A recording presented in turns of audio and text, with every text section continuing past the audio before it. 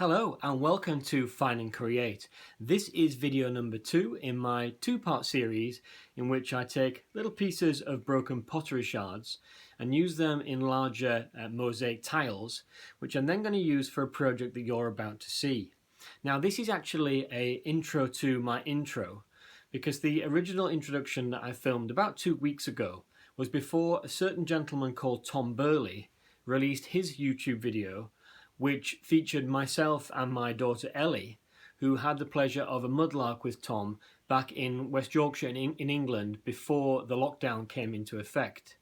Now, because Tom kindly tagged me and shouted out to me within that video, my YouTube channel went from 0 to wow in overnight almost. And so I've got to make a big thank you to Tom, but an even bigger thank you to you all, because you made such fantastic comments. You gave me such good feedback, for all the likes, for all the subscriptions. I just am absolutely blown away by it. So as I say, a big thank you, and now on to the original video. If you saw my last video where I was in Kampen in the Netherlands, you'll have seen me find this little piece. I'll zoom in to that one. Now this is a piece of proper Dutch Delft blue and white tile, the hand painted tile. I'm not sure from what era, but let's just say 17th, 18th century. And really nice piece. So I'm going to cut this down very gently. I'm not going to take much off it, just to square it up a little bit, and use that in the final tile. And also, interestingly, this little piece here, which is just a piece of willow wire that I've already cut down.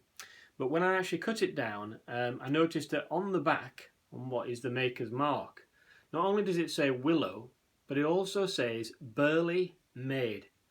Now, the person I actually found this with, well, I was actually doing a mudlarking day out with Tom Burley, who has a YouTube channel which I'm sure you've already seen. And yeah, I didn't realise until much later when I was actually cutting the pieces down that this actually said Burley on it. Bit of a coincidence. Anyway, thanks again for watching. Please sit back and enjoy, and I'll see you at the end. Thank you.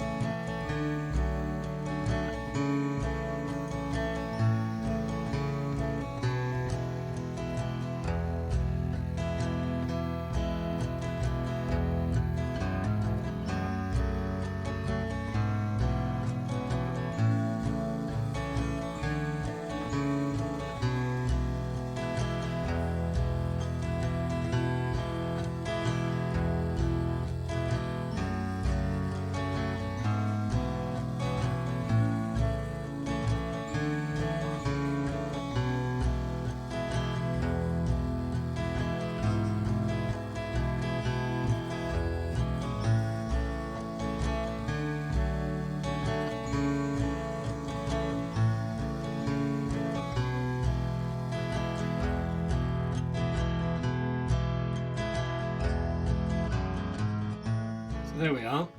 I've not taken too much off the tile. It's literally just to kind of tidy up some of the really raggy edges. I'll lose the charm of the piece if I take it literally too squarely, but I can do something with this now. We can, you know, it's not perfect up there, it doesn't matter.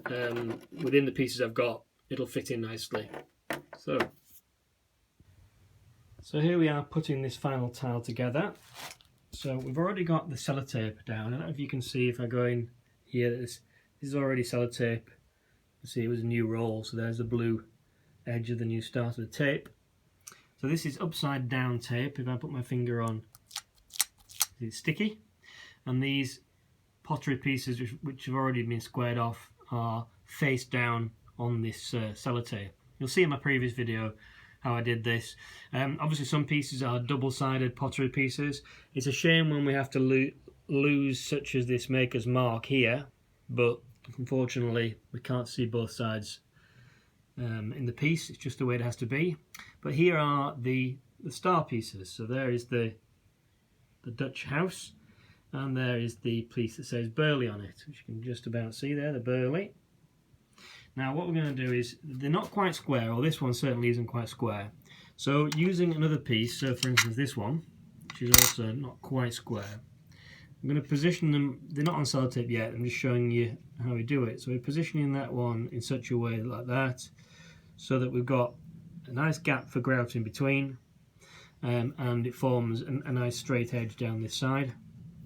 And then we'll, for instance, put the Burley one in like that. So again, that would also form a nice grout line.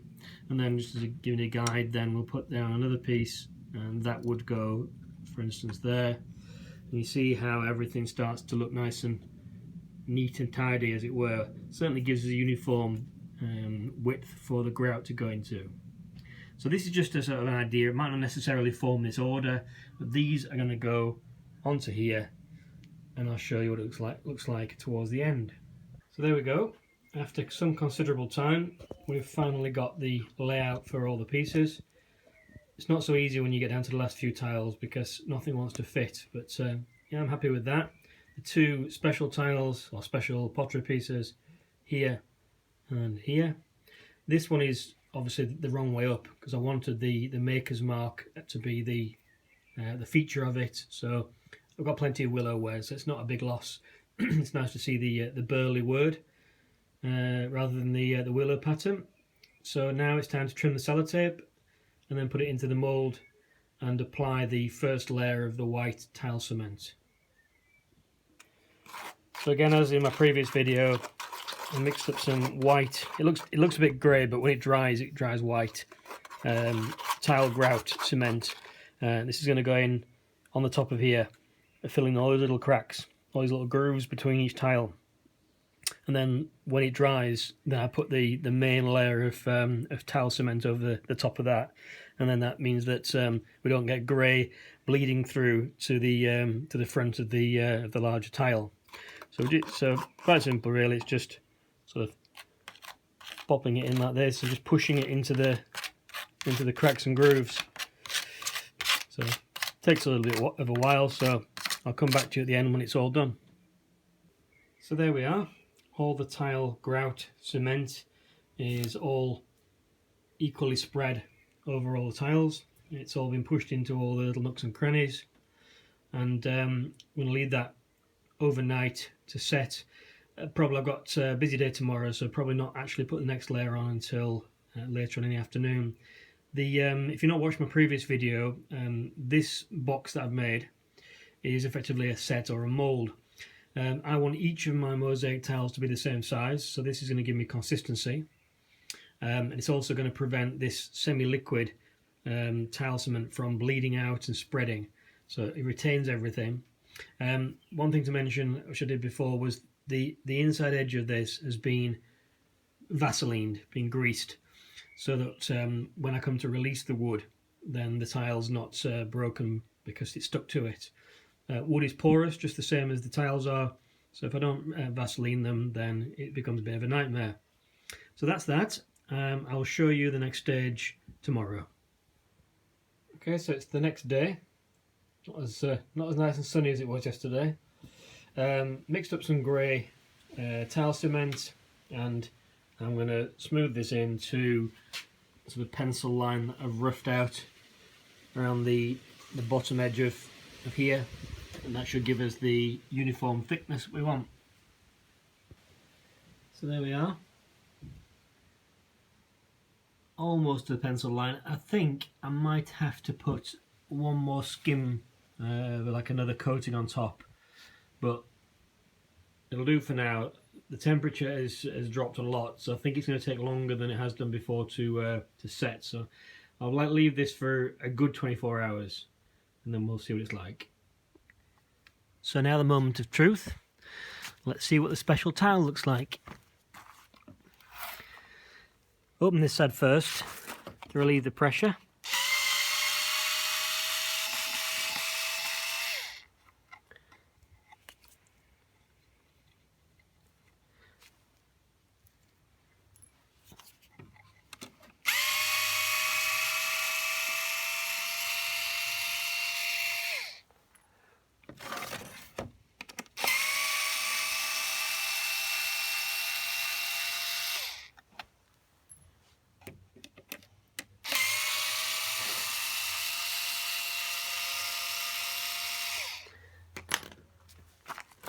So now you can already see that the benefits of the Vaseline on here. This comes away quite easily. It's not sticking to the wood. But again, we'll do the bottom next because that's holding the box together.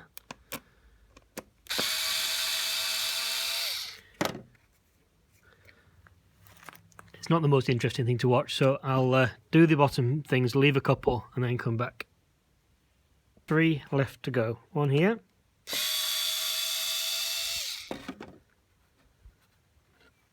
And 2 here.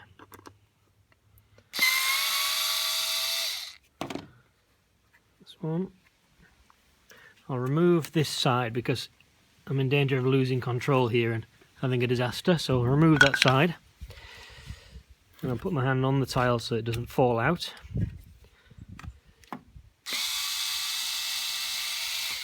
So, now the moment of truth. What does the special tile look like? There we are. Okay, and it should pop out of the mould now. Nice. And there we are. This is just wafer thin bits, but the actual tile itself is solid. That's just a bit of the sellotape because it was a brand new roll of sellotape, so obviously that's going to come off when the sellotape comes off. But that's it. Another tile, or the final tile, and this is a special one because this is the one with the Dutch house, and although you can't see properly for the sellotape, Mr. Burley. So we'll take the sellotape off and we'll do the grouting next. So I've got an edge started.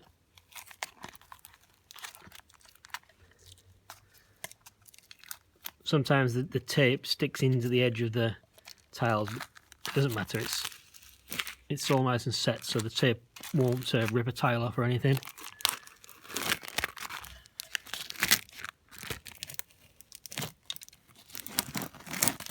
Anything you hear dropping off is just literally the tiniest little pieces of wafer thin edging, just that built up along here. They just come away quite easily, but as I say, the tile is uniformly thick and nice and solid. So now, there we go. Next job to do, as I say, is just to tidy up and grout.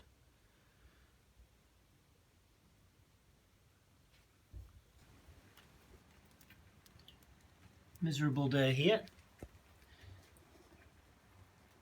No sunshine today. What I've got to do now is make the box a different size because the tiles that are going down the side of the toilet are not quite square, they can't be square.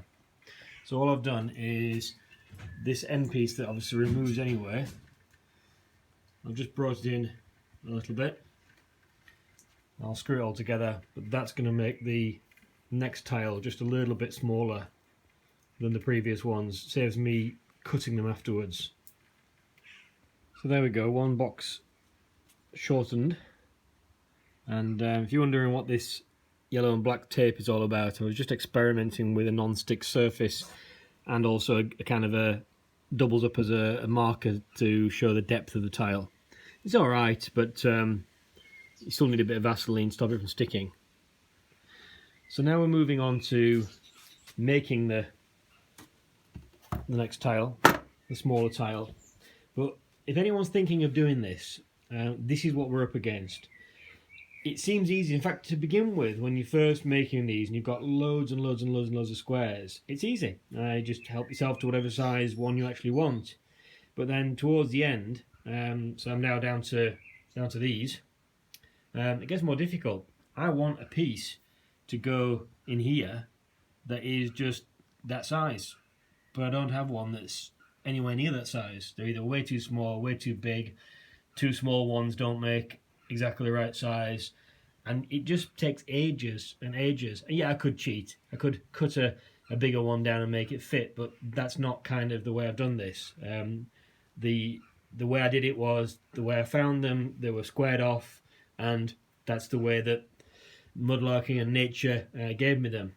So I'm not going to start cutting every single tile to make it fit. That would become too, just too sort of perfect. And life's not like that. So you've got to just use what you've got. So that's the process. It's a little bit like playing Lego, and you've got you need a stick with 5 dots on it, and you've only got 2s, and you've only got 6s, and you just haven't quite got the one that you need. But we'll keep going, and the idea is just to fill this along here to the edge of the tape and through there, so it should be okay. My other big concern is that is it. That's all that's left from all those thousands of pieces that I originally cut, and there's still quite a bit of the bathroom floor to do. Problem is, every time we go for a mudlark in Holland, you're lucky if you find 4 or 5 max usable pieces.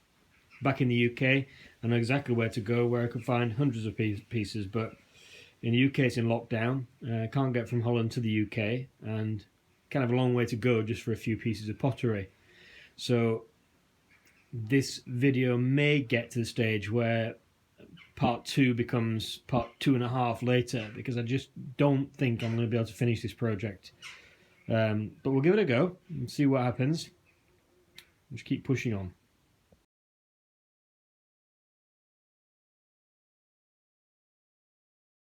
So there we go, released from the mould and the tape taken off. This is the slightly shorter tile. It needs grouting, it needs finishing, but nice variation on different pieces. I actually remember finding this one. I remember exactly where I found that one. You get to remember these things. This one over here, this one, and that one. I'm going to remember finding those as well. Part of the same plate, I guess. And this piece here, yeah, it's not blue and white, it's actually green, but I don't know, it's just got the maker's mark on it, so I wanted to keep it. And that one's got a bit of gold in it, so there's a bit of poetic license when it comes to the blue and white. You can sneak a few extra bits in sometimes. So that can go into the floor.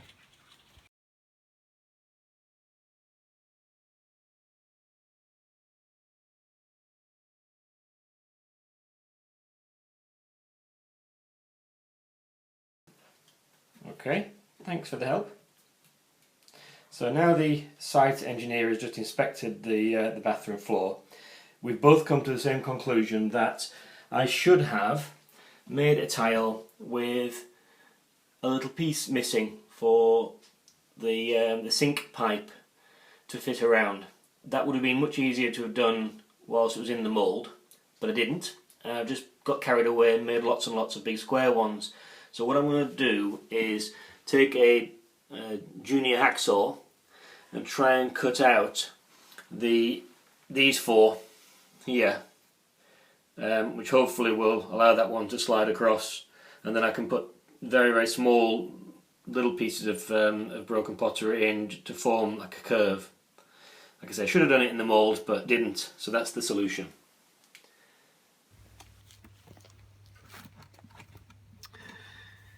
So these are the shards, the tiles that I want to take out.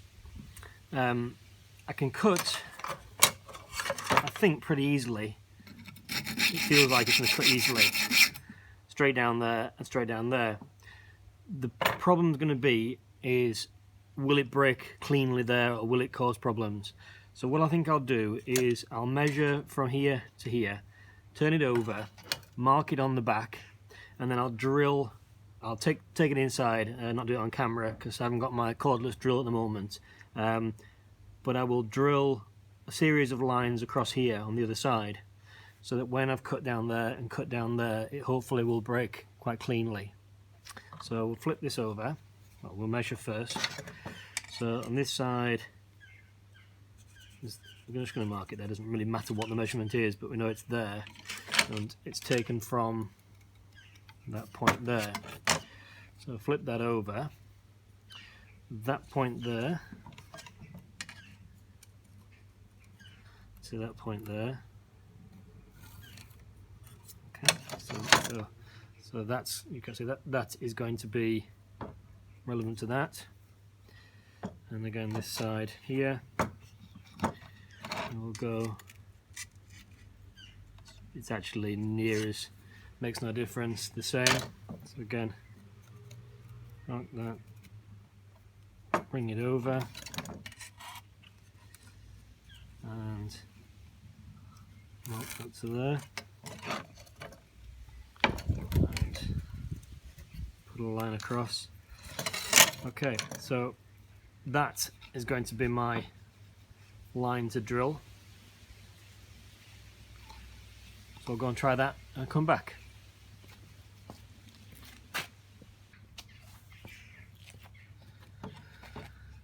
So there we go. Drilled a series of lines there. Drilled down as far as I felt to touch the porcelain tiles on the other side. So that should be right the way through the cement. So now I'm going to take this this hacksaw and I'm going to cut along here. Let me just make sure that the camera can see me. Yep. Okay. No second chances on this. If I get it wrong and it's not on camera, then you don't get to see it. So.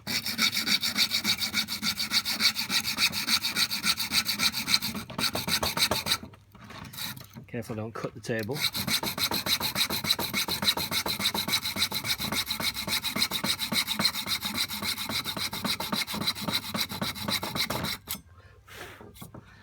I know it's a metal blade. It's probably not the blade for the job, but it's doing the trick.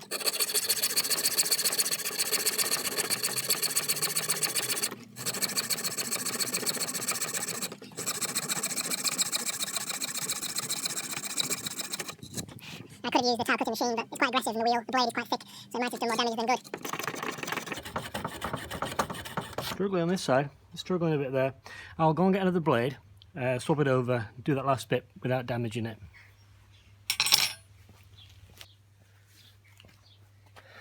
Okay, typically couldn't find another blade, so I'm using the same blade again out of the hacksaw. I know it's not very health and safety, but there's enough sharp teeth towards the end just to finish this off. As I say, I could spend hours looking for a blade or go off to the shops, but I'm videoing, so we'll just finish it on the camera. So we'll pull that up to the end. Take a Feel it's biting.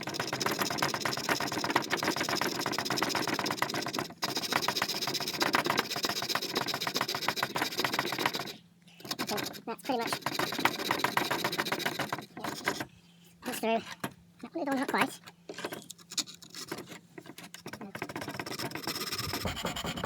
It's actually easier like this.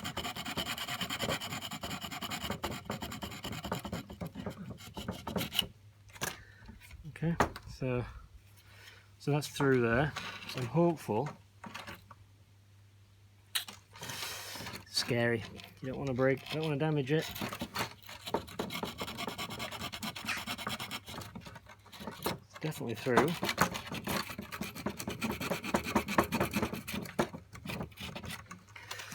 I've miscalculated there, not quite drilled to the end. So I'll just do another drill hole. So I drilled another hole. You can actually see how it's gone. As you can see there on the camera, it's gone right the way through. So we know we've done all we can here. This question is whether it'll break at the right point now. There we go. Success. 4 tiles out. Piece for the drain pipe. So fantastic. When we put that on the floor, I can then make this into a nice curvy profile using some little triangular cutouts. So that's good. Nice, no damage. Yeah. Whew.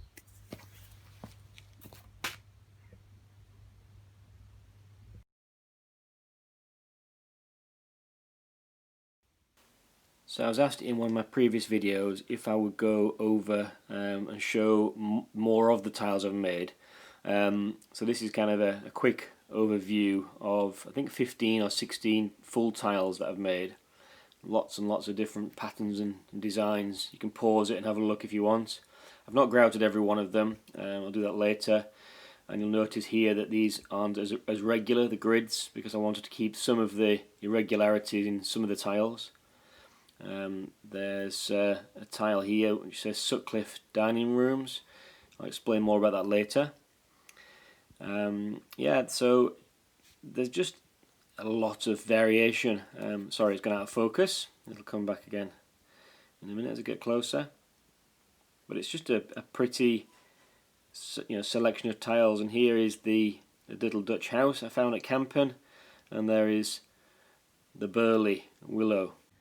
So this is the room we're going to be tiling. I described it as a bathroom before, but obviously it's got no bath in it. It's just a toilet room. Very small floor, but it's still going to be requiring a huge amount of pottery pieces to cover it.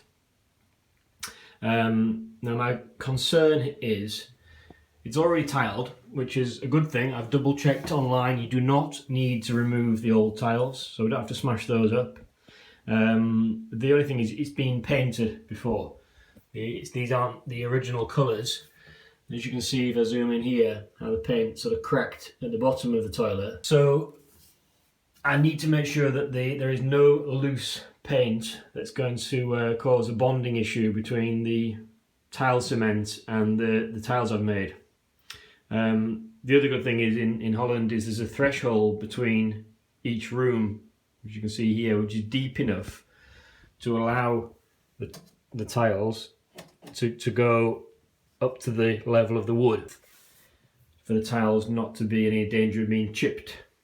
So the first job we have to do now is to sand the floor a little bit and try and get rid of any loose paint, such as around here and anywhere else. Okay, so I've been over the whole floor with this quite aggressive paper on the sanding machine, and it's obviously it's scuffed it up, which is good, but the paint really is very strong. It was only really weaker around the bottom of the toilet, which I think is from a silicone reaction with some silicone around the base of the loo. So I'm confident that that is a good solid base to start sticking to. Change of plans. We've attacked the surface of the floor with the angle grinder with like a sanding disc on it. Still doesn't want to come up the paint, not all of it.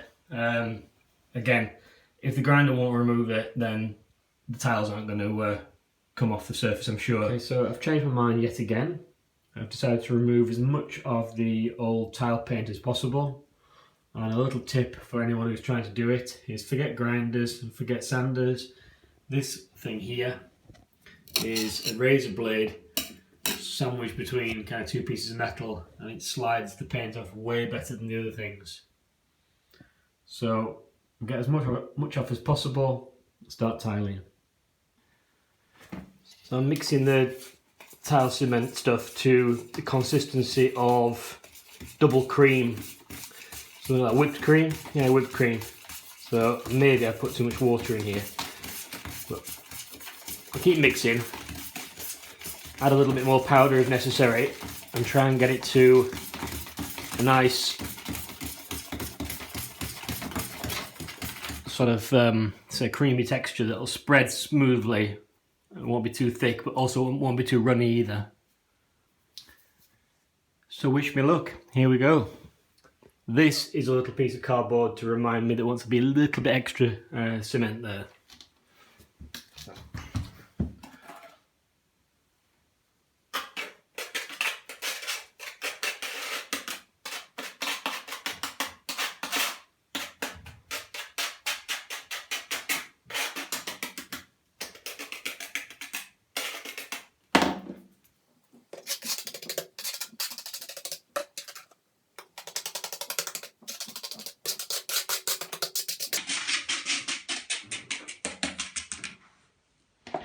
So I'll do this and then I'll come back to you again.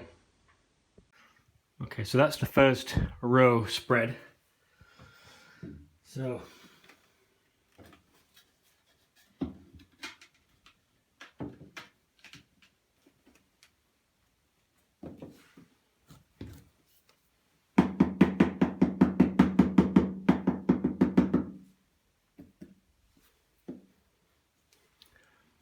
I should have a spirit level, but I forgot. Never mind.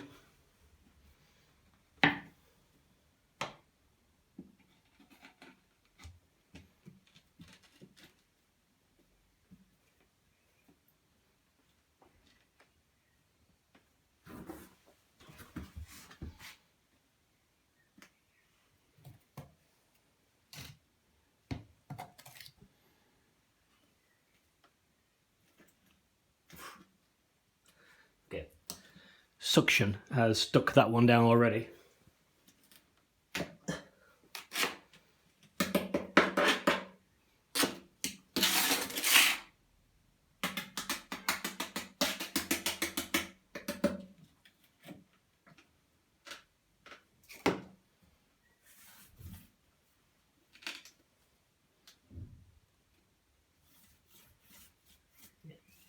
One continuous smooth surface. I always get so dirty.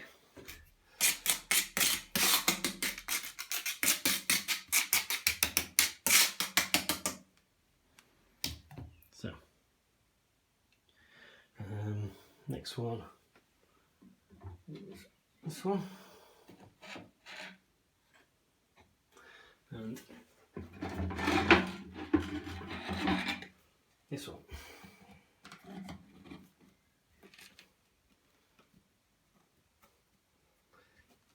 Again.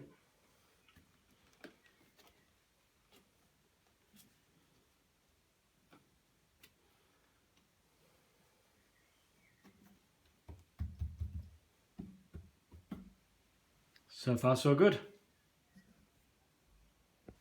Okay, second row. I'll go with this one first.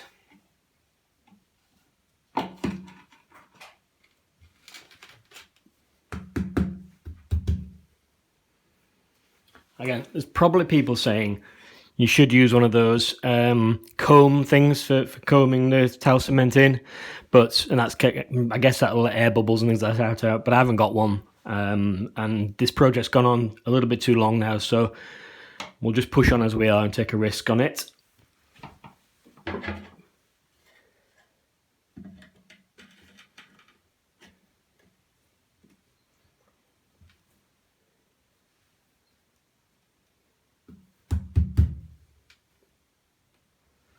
So this is the one with the tile I found, or the piece I found in camping. And this one.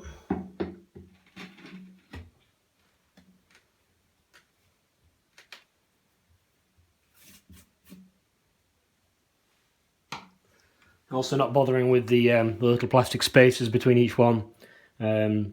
It's not necessary.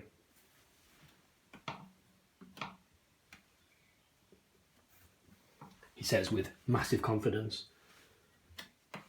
Okay, so need to mix some more cement up for this next part. So next batch of cement mixed. I'm going to put this tile in next. This one has, if you can see there, Sutcliffe's dining rooms on it. Sutcliffe was the maiden name of my grandmother. And just interesting fact for you there. I'm going to put this way around, so it'll actually be readable. Not that it's very long reading, but from the toilet. Somebody asked me in the comments, why are they all different ways around? Just the way that they fit in the square, basically. Nothing special. It doesn't matter if they're jumbled up. So.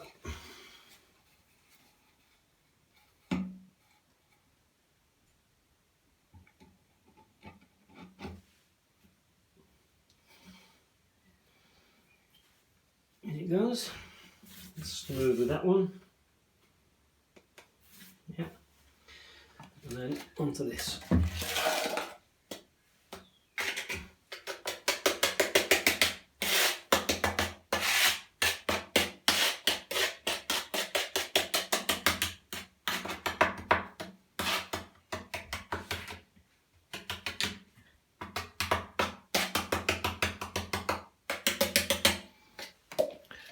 I'm going to put some extra cement here because I'm not making a tile for this. I'm going to build it up, and the depth of the tiles is probably like a centimetre or so. So rather than putting a whole centimetre of tile cement and then the things on top and risking them sinking, I'll do it in 2 layers. I'll do this today, and then tomorrow I'll put the skim on and then put the individual pieces on top.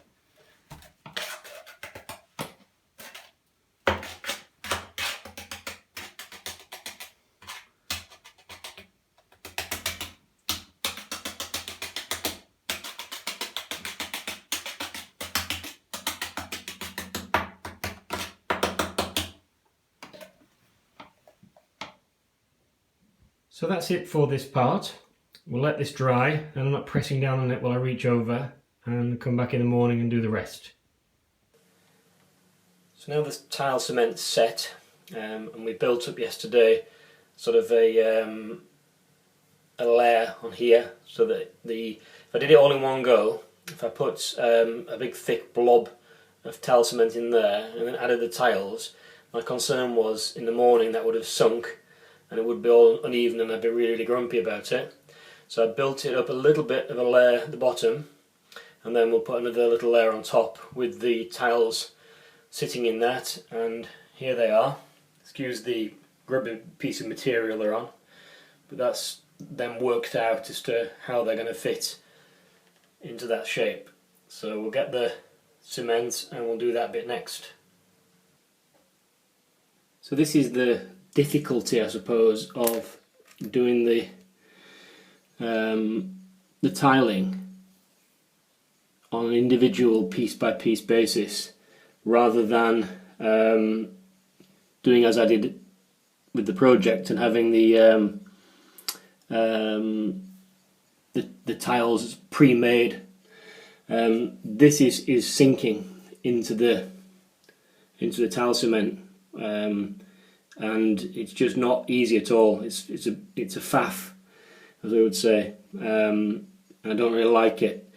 So I'm pleased, very very pleased, that I made the tiles in advance and put them into the bathroom once they were complete, because I would have given up doing this entire bathroom floor if I'd been doing it piece by piece, just individual shards glued to the floor. It would have been a nightmare. So having a real struggle with this, the sort of space where these individual pieces need to go, the depth is, even though I built some up yesterday, a layer, and even when I put a second layer on today of tile cement, as I predicted, the individual tiles are sinking into the tile cement. So I'm having to use large matchsticks. So these large matchsticks, chopping the burnt bit off, and using them as a kind of a raft for the individual tiles to sit on. They'll still glue because there's still enough of the tile cement touching the pieces to actually make them bond, but again they're kind of on a raft so that they won't sink. Yeah, it's not perfect, and I'm sure people will say, oh, you should have done this and you should have done that, but this is the problem I've got right here and now. And yeah, I'm going to look back at it and think I should have done this, I should have done that, but I've got to make a solution now, and that's the solution I've come up with. Okay, panic over. The raft idea with the matches worked. They seem to be fairly stable, not sinking, and yeah, it looks a little bit scruffy, but I can tidy the rest of that up with the little file and the grout when it's all dried. So on to the next side now. So now for the final reveal. This is where the project got to. All the work, all the effort. And now we have a very little pretty toilet room floor. Not quite complete, unfortunately. As I mentioned before, we're a few tiles short at the back, both sides. So if you have any blue and white pottery you want to donate, it will be more than welcome. Until I can find some more pieces on the next mudlark. But every single one of these pieces of blue and white pottery has been found during various mudlarks between England and Holland. So there's a mix of the Dutch and the English pottery, dating as far back as, I'm guessing, 200 years or so. And now they're all stable mates in our pretty little toilet room. So I hope you enjoyed the video and the process, and maybe you want to try one of these too. But I warn you, it takes a while. Thanks ever so much again for watching, and I'll see you on the next video.